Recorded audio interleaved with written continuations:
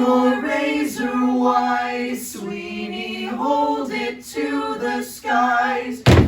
Freely flows the blood of those who moralize. Attend the tale of Sweeney Todd. He served a dark and a vengeful God. He shaved the faces of gentlemen who never thereafter were heard of again.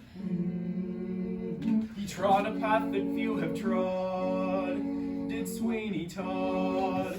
The demon barber of Fleet Street. Land ho! I tell you, Mr. Todd, there is no place like London. No, there's no place like London.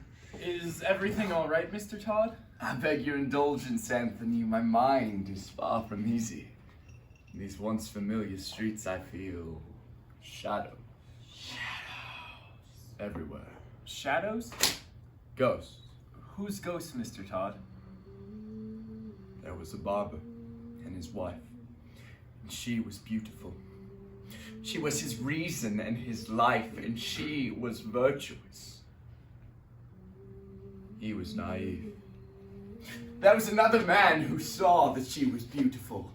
A pious vulture of the law, who with a gesture of his claw stole the barber's lovely wife away. Convicted him of a crime he had no knowledge of. He sentenced that barber to rot in prison for the next 15 years. And the lady, sir, did she succumb? That was many years ago. I doubt if anyone would know. I'd like to thank you, Anthony. If you hadn't spotted me on the water, I'd be there still. Will I see you again? You might find me if you like, around Fleet Street. Until then, my friend. I have work to do.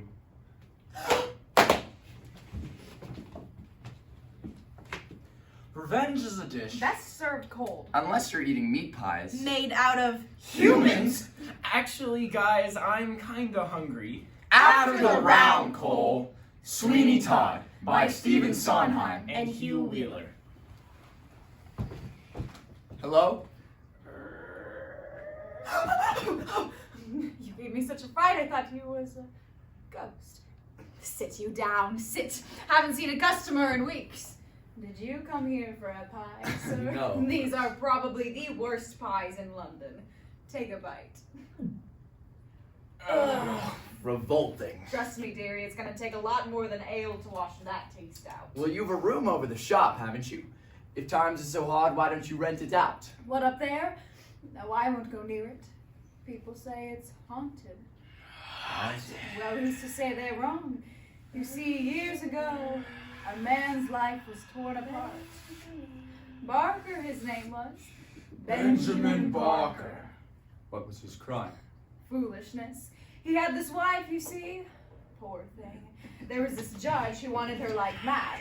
Well, he couldn't get the wife to succumb, so he stole the man's daughter for himself, made her his ward, and if the rumors are true, soon to be his wife. No! No! Would no one have mercy on her? Come with me! So it is you, Benjamin Barker. Where is Lucy? Where is my wife? Poisoned herself, arsenic from the apothecary around the corner. Tried to stop her, but she wouldn't listen to me. And the Judge Turpin as my daughter Joanna. Adopted her, like his own. We're leaving! 15 years I've been in a living hell on a false charge. In 15 years dreaming I might come home to a wife and child. Well, I can't say the years have been particularly kind to you, Mr. Barker. No, not Barker. That man, he's dead. It's Todd now. Sweeney Todd. And he will have his revenge. I have something for you, Mr. Todd. When they came for the girl, I hid them. I could have sold them, but I didn't. My razors. Yes! These are my friends. See how they glisten. They've been waiting. Just as I have. I'm your friend too, Mr. Todd. You shall drip rubies. You'll soon drip precious rubies. To be honest, I always had a certain affection for you all those years ago. An infatuation, you could say? Leave me. Sweet. At last, my arm is complete again! I cannot fly, let me sing. You look lost, young sailor. I'm afraid I am, my lady. You wouldn't happen to know which way Fleet Street is, would you? 3 blocks west and then take a right. So how is it that such a gallant young adventurer of the high seas can't navigate simple street signs? Where are you from, anyway? I'm from nowhere. Anyway, how is it that a young lady so beautiful spends her days in such a high tower all alone? My caretaker, the Judge Turpin, Joanna! keeps me locked up here. You must leave quickly before he grows jealous that you've spoken to me. Can I at least get your name? Joanna Barker. I'm Anthony. Nice to meet you, Anthony from nowhere. Oh, so listen! No. Why don't you come in, young lad? Sit down, lad, sit down. I'm sorry, my lord. I was simply asking for directions. It's embarrassing for a sailor to lose his bearings. A sailor? Yes, sir. A sailor must know the ways of the world, yes? Would you say you were practiced, boy? Sir? Oh, yes, such practices. The geishas of Japan, the concubines of Siam, the harlots of India. I have them all here, drawings of them, everything you've ever dreamed of doing with a woman. Would you like to see? I think there's been some kind of misunderstanding here, sir. I think not. You gandered at my ward, Joanne. Anthony! Yes, sir, you gandered. I meant no harm. Your meaning is immaterial. Mark me. If I ever see your face again on this street, you'll rue the day you were born. Next time, it'll be your pretty little brains all over the pavement. No! I'll steal you, Joanna. I'll be back. Take my key. I'll be waiting. Anthony from nowhere. Why hasn't the Judge Turpin come for a shave? Can't you think of nothing else? Always brooding away on your wrongs, and what happened heaven knows how many years ago. Judge Turpin will surely stop by eventually. I'm sorry, excuse me. Mrs. Lovett, sir? Anthony, ma'am, a pleasure. Mr. Todd, there's a girl who needs my help, a sad girl and lonely too. Slow down, son. Yes, I'm sorry. This girl has a guardian who keeps her locked away, but then this morning, she dropped her key to me. Surely a sign that Joanna wants me to help her. Joanna? Anthony. That's her name, Joanna. And Turpin is her guardian. He's a judge of some sort. Once he goes to court, I'm going to slip into the house, release her, and beg her to come away with me tonight. Oh, this is very romantic.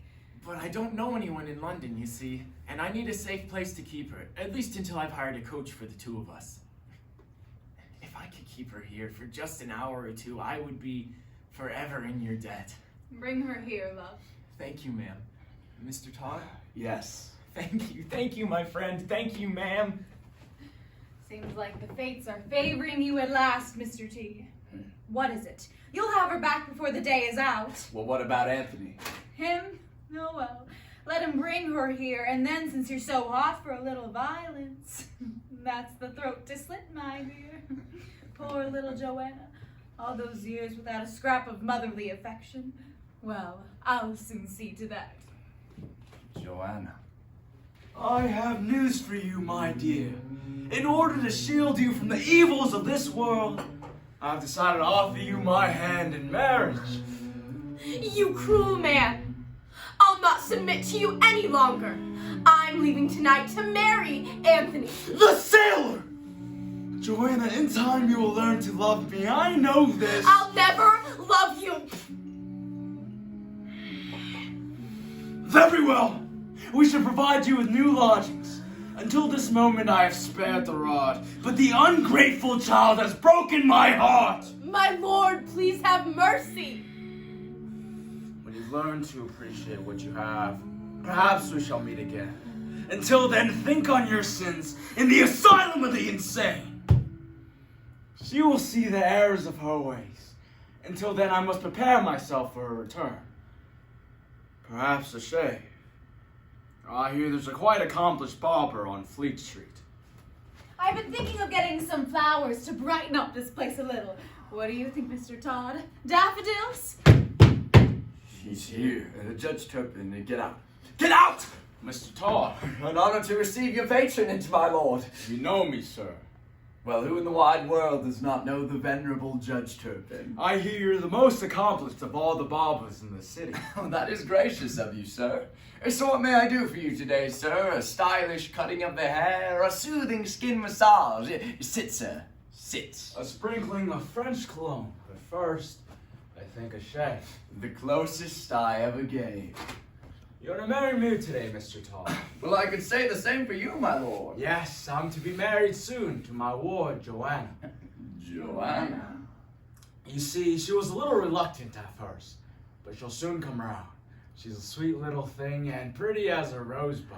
Pretty as a mother. What? What's that? Nothing, sir, nothing. May we proceed? I have work to do. Mr. Todd, I've seen Joanna. She's been carted off to the insane asylum by that vile Judge Turpin. You! I'll make sure neither you nor any other man shall ever set eyes on her again, sailor boy. As for you, barber, it's all too clear what company you keep. You'll have no business of mine! Mr. Todd, you have to help me. Out. Mr. Todd, please. Out! All this shouting and running about, what happened? I had The him. sailor busted in, I know, and I saw them both running down the stairs. I had him. His throat was bare beneath my hands. There, dear, calm down. I had him, and now he'll never come again. We'll get him back here somehow. You know, seems an awful shame he got away. With the price of meat what it is these days. Mrs. Lovett, how absolutely despicable. I love it. Until the judge returns, I'll practice my craft on less honorable thrones. And you won't have to worry about the price of meat. I'll bring in enough for all of London. I will have vengeance. I will have salvation. All right, you, sir. How about a shave? No one's in the chair. Who, sir? You, sir? Come and visit your good friend Sweeney. Come on now, gentlemen. Don't be shy. Sweeney, darling, why don't you try one of my pies? A young lawyer come fresh out of the oven. That's quite choice, Mrs. Lovett. I'll come again when you have judge on the menu. Oh, Mrs. Lovett, how I've lived without you all these years, I'll never know. Joanna, move back. Anthony, what are you doing here? I'm here to rescue you, Joanna. We must leave quickly before Judge Turpin finds out I've left the asylum. Of course, my love, I'll have to ready a coach. Until then, I've arranged for you to stay at Mr. Todd's shop on Fleet Street. I'll be right back to you. Half an hour, and we'll be free. Mr. Todd, where is she? I've received word that the sailor has stolen my Joanna from the asylum. Don't bother pretending she's not here. You're the boy's only companion, or the only one stupid enough to cross me. Below, my lord, with my neighbor. Thank heaven she's all shaken up from that boy stealing her. She has seen the errors of her ways. She has. Oh, yes. She speaks only of you. And forgiveness. Then she shall have it. She'll be here soon, you say? Yes. Excellent, my friend. How about a shave? You'll want to be in your best shape for your betrothed, and I spy the beginnings of a morning shadow. Sit, sir. Sit. How seldom it is one meets a fellow spirit. With fellow tastes. In women, at least. What's that? Well, no doubt the years have changed me, sir. But then I suppose the face of a barber, the face of a prisoner, the face of a dog is not particularly memorable. Benjamin Barker! Benjamin Barker! Sweeney, hold it to the sky. Mrs. Lovett, I brought you some meat for your pie. Oh, Mr. Todd, I'm so happy I could eat you up. I really could. You know, now that all this revenge business is over with, you know what I would like to do, Mr. Todd? If the business stays this good, I would like to be Mrs. Benjamin Barker. I'm already married. Benjamin, you have to let her go. It's time to move on. You've had your revenge. What more can you want? You'll never be happy. Would you shut up? Benjamin Barker is dead. My name is Sweeney Todd. Yes. Benjamin Barker died with his wife. Mr. Todd, I've come for Joanna. Anthony, listen to me. Take Joanna far away from this place. Keep her safe. Tell her father loves her. My father? Joanna, let's go. The carriage is waiting. Let's sing the tale of Sweeney Todd, the demon barber of Fleet Street.